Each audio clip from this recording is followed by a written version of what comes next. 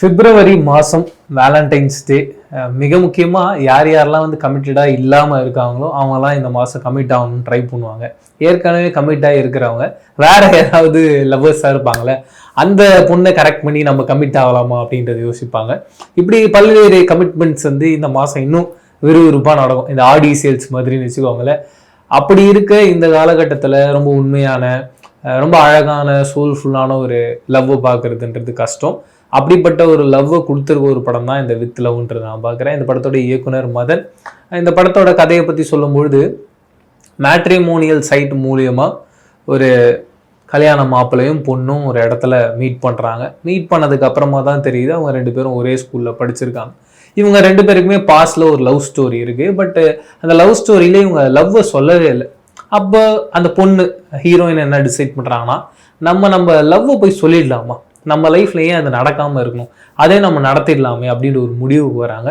இவங்க ரெண்டு பேரும் அவங்க லவ்வர்ஸ் கிட்ட அந்த லவ்வை சொல்கிறாங்க. சொன்னதுக்கு அப்புறமா இவங்க லைஃப்ல என்னென்னலாம் நடக்குது, இதுக்கு நடுவில் ஹீரோடைய லைஃப்ல நடக்கிற பிரச்சனைகள், அதை ரொம்ப அழகான ஒரு ஃபேமிலி ட்ராமாவுக்குள்ளே கொண்டு வந்து எப்படி ஆடியன்ஸுக்கு ஒரு ட்ரீட்டாக கொடுக்குறாங்கன்றதான் இந்த வித் லவ் படத்தோட கதையாக இருக்குது. இந்த படத்தில் ஃபஸ்ட்டு நான் வந்து இந்த படத்தோடைய சினிமோட்டோகிராஃபர் ஸ்ரீயாஷ் கிருஷ்ணனை பற்றி பேசணும்னு ஆசைப்பட்றேன். அதுக்கு ரீசன் என்னன்னா, படத்தோட ஃபர்ஸ்ட் ஹாஃபை ஒரு ஹேண்டில் பண்ண விதம்ன்றது எனக்கு ரொம்பவே பிடிச்சிருந்தது. என்னன்னா, இப்போ நான் இங்கே பேசிக்கிட்டு இருக்கேன், இந்த கேமரா இந்த ரூமுன்றது என்னோட உலகம்.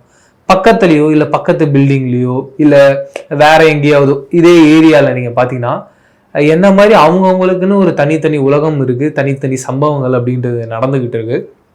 அந்த சம்பவங்களுக்கும் நமக்கும் ஏதாவது ஒரு இடத்துல கனெக்ட் இருக்கலாம், கிராஸ் ஆகுது பண்ணி போயிருக்கலாம். அப்படி ஒரு விஷயம் இருக்குல்ல, அப்படி ஒரு விஷயத்த ரொம்ப அழகாக அவருடைய சினிமாட்டோகிராஃபி ஃப்ரேமிங் மூலயமா நம்ம ஆடியன்ஸுக்கு கொடுத்துருந்தாரு. அது எனக்கு ரொம்ப சர்ப்ரைசிங்காக ரொம்ப அழகாக இருந்துச்சு. எக்ஸாம்பிள் சொல்லணும்னா, இந்த படத்தில் ஒரு ஸ்கூல் போர்ஷன் வரும். அந்த இடத்துல ஹீரோவோட ஃப்ரெண்டும் மிக முக்கியமான டிஸ்கஷனில் இருப்பாங்க. அது ரொம்ப எமோஷ்னலான ஒரு பிளாட்டாக இருக்கும். அதே சீனை மறுபடியும் இந்த பக்கம் காட்டுவாங்க. ஹீரோயினோட பாயிண்ட் ஆஃப் வியூவில் ஹீரோயினுக்கு தெரிஞ்ச வேற ஒரு சம்பவம், அதுலேயும் ஹீரோ சம்மந்தப்பட்டிருப்பார் அப்படின்றத ரொம்ப டீட்டெயில்டாக எக்ஸாம்பிள் சொல்லணும்னா, விருமாண்டி படம் நீங்கள் பார்த்துருப்பீங்க. அதில் ரெண்டு பேருடைய பெர்ஸ்பெக்டிவ் இருக்கும். ஒன்று கமல் சாருடைய பெர்ஸ்பெக்டிவ், இன்னொன்று பசுபதி சாருடைய பெர்ஸ்பெக்டிவ். ஆனால் அந்த பெர்ஸ்பெக்டிவை தாண்டி அவங்களுடைய உலகமாகவே வேறையா இருந்து அதுக்கு காமனாக ஒரு கனெக்ட் இருந்தால் எப்படி இருக்கும், அப்படி ஒரு ட்ரீட்மெண்ட் இந்த கதைக்குள்ள இருக்கு. அதை ஸ்கிரீன்ல கொண்டு வரதுன்றது சாதாரண விஷயம் கிடையாது. அதை இந்த படத்தோட சினிமோட்டோகிராஃபர் ஸ்ரீயாஷ் கிருஷ்ணன் ரொம்ப அழகாக பண்ணியிருந்தாரு. எனக்கு அவருடைய ஒர்க்கு ஃபுல்லாக பயங்கரமாக பிடிச்சிருச்சு.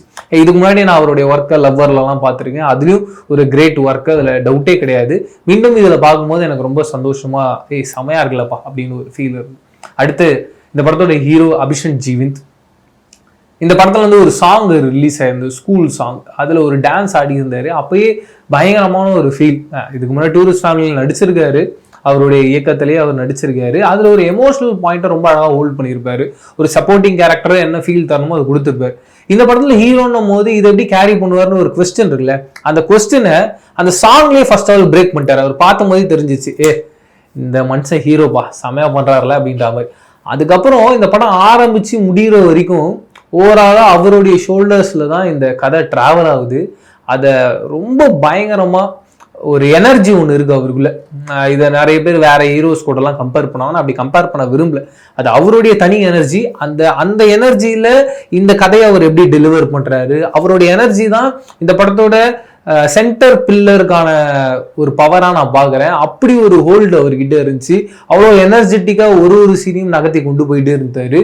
ஒரு ஹீரோக்கு என்ன நல்லா தேவை, ஒரு டான்ஸ் ஆடணும், ஒரு எமோஷனல் சீனை ஹேண்டில் பண்ணும், ஒரு லவ்வை ப்ரப்போஸ் பண்ணும், பார்க்கும்போது ஹீரோ அப்படின்ற ஒரு ஃபீல் இருக்கும். இப்படி எல்லா பாக்ஸ்லையும் ரொம்ப அழகாக டிக் ஆகி உட்காந்த ஒரு ஹீரோவாக தான் அபிஷன் ஜீவிந்தை பார்க்குறேன். கண்டிப்பாக அவருடைய நடிப்பில் இன்னும் நிறைய படங்கள் வரணுன்ற எக்ஸ்பெக்டேஷனில் தான் நம்மளும் இருக்கும். இந்த படத்தோட ஹீரோயின் அனஸ்வர ராஜன். அவங்க மலையாளத்தில் நிறைய படங்கள்லாம் பண்ணியிருக்காங்க, ரொம்ப அழகாக பெர்ஃபார்ம் பண்ணுவாங்க. இந்த படத்துலையும் அவங்களுடைய பெர்ஃபார்மன்ஸ் ரொம்ப பிடிச்சிருந்து. எனக்கு அவங்களுடைய பெர்ஃபார்மன்ஸாக இந்த கதையில் ரொம்ப டிஃப்ரெண்ட்டாகவும் பயங்கர எனர்ஜெட்டிக்காகவும் எனக்கு பிடிச்ச மாதிரி எங்கெங்கெல்லாம் ஒர்க் அவுட் ஆச்சுன்னா, கண்டிப்பாக அந்த ஸ்கூல் போர்ஷன். அதில் வந்து ஒரு படிக்காத பொண்ணு, அவங்க ஒரு ஜாலியாக இருக்கா மாதிரியான ஒரு பொண்ணை ஒரு கேரக்டர் பண்ணியிருக்காங்க. அது வந்து கேரக்டர் பண்ணியிருக்காங்களே, அந்த கேரக்டராக வாழ்ந்துருக்காங்க. அந்த அளவுக்கு அவங்களுடைய பெர்ஃபார்மன்ஸ் அதெல்லாம் இருந்ததும். பக்கத்தில் ஒரு பையன் வந்து எழுதிக்கிட்டு இருப்பான், அந்த பையனை வந்து அடிச்சிருவேன், ஒழுங்கா பேப்பரை காட்டுறேன் அப்படின்ற மாதிரிலாம் மிரட்டுவாங்க. அது ரொம்ப க்யூட்டாக ரொம்ப சட்டிலாக செம்மையாக பர்ஃபார்ம் பண்ணியிருக்காங்க அப்படின்னு ஒரு ஃபீல் இருந்துச்சு. ஒரு சில படங்கள்லாம் இருக்கும்ல, இந்த கேரக்டர் இவங்களெல்லாம் வேற யாரும் பண்ண முடியாது, அப்படி ஒரு ஃபீலை நமக்கு இந்த படம் பார்க்கும்போது அவங்க கொடுத்துருந்தாங்க. இந்த படத்தோடைய மியூசிக் டைரக்டர் ஷான் ரால்டன் சொல்லவே வேணாம். இப்போவும் யாராவது வந்து நைட்டில் ஏதாவது ஒரு ரொம்ப அழகான ப்ளசண்ட்டான ஒரு சாங் கேட்கணும்னு ஆசைப்பட்டாங்கன்னா அந்த லிஸ்ட் ஆஃப் சாங்ஸில் கண்டிப்பாக ஷான் ரால்டனுடைய சாங்ஸ் இருக்குன்றதுல சந்தேகமே இல்லை.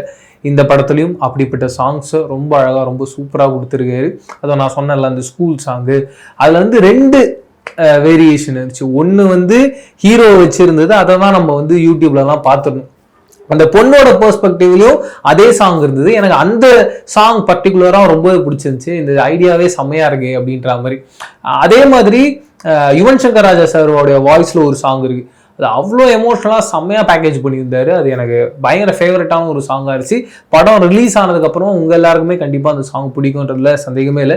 எப்படியும் ஒரு பிரேக்கப்பு, ஒரு பெயின் அப்படின்னா அதில் யுவன் சாரோடைய சாங் இல்லாமல் லைஃப்பை கடந்து போகவே முடியாது.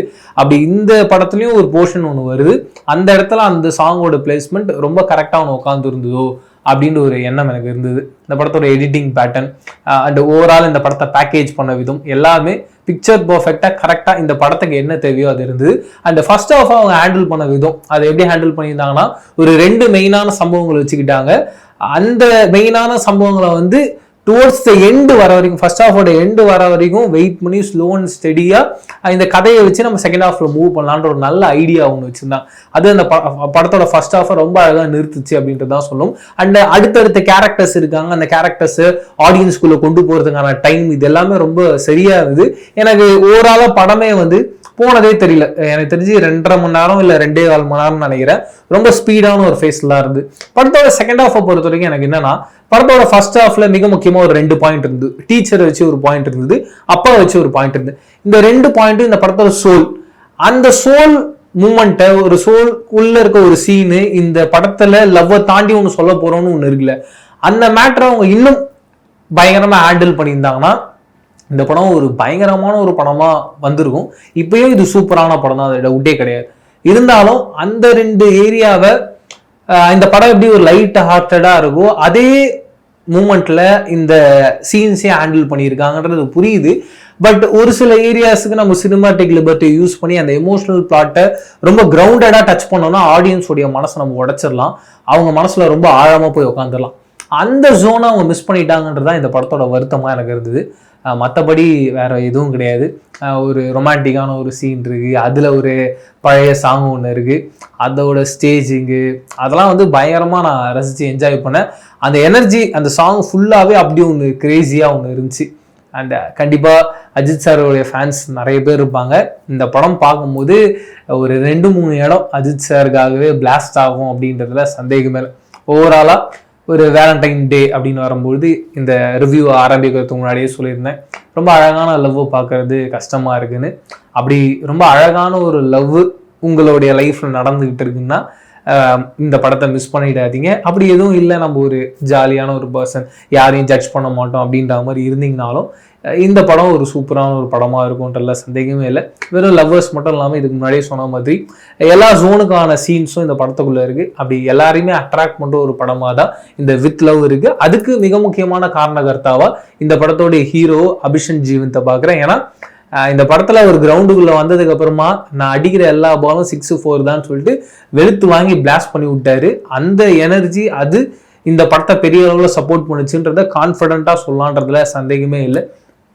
இதே மாதிரி நீங்கள் வித் லவ் படத்தை பார்த்துருந்தீங்களா, பார்க்க போகிறீங்கன்னா உங்களுடைய கருத்துக்களை கமெண்ட் செக்ஷனில் ஷேர் பண்ணிக்கோங்க.